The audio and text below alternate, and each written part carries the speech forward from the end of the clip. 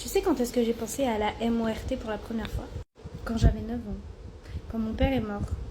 Et avant ça, ma mère était alcoolique et elle me faisait vivre la misère, je passe les détails. La deuxième fois où j'ai pensé à la MORT, c'était à 10 ans, quand mon frère m'a fait des attouchements.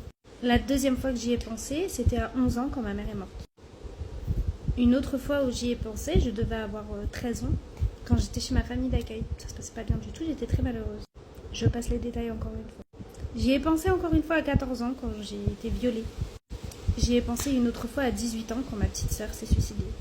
J'y ai pensé une autre fois à 23 ans, après avoir connu un homme qui m'a cassé le nez, déboîté la mâchoire et ouvert la pommette. J'y ai pensé une autre fois quand j'ai connu un autre homme avec qui je suis allée vivre à Lyon qui m'a battue pendant 6 mois. J'ai été hospitalisée 7 fois. Et j'y ai encore pensé 2-3 fois bien comme il faut pendant les 3 ans qui ont suivi. Donc tu sais, je les compte même plus. Je crois qu'il y en a vraiment énormément. Et la religion, c'est ce qui m'a sauvée.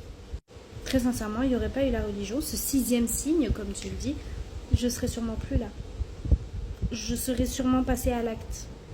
Parce que je me suis pas convertie maintenant. Ça fait une dizaine d'années que je suis convertie déjà. Donc j'ai pensé aussi à la MORT pendant ma conversion. Mais ce qui m'a permis de tenir le cap après toutes ces épreuves, c'est justement ça.